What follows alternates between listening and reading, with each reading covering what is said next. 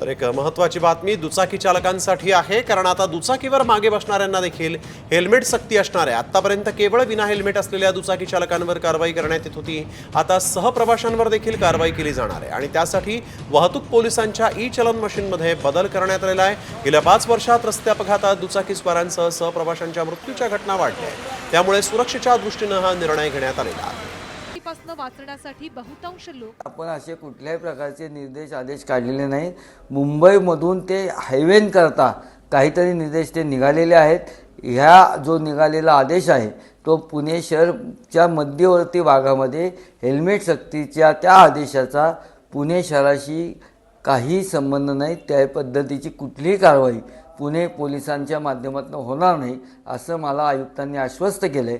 आपल्या माध्यमातून मी सर्व नागरिकांना हे सांगू इच्छितो की आपल्याला ह्या कुठल्याही आदेशाचा कुठल्याही प्रकारचा त्रास हा होणार नाही।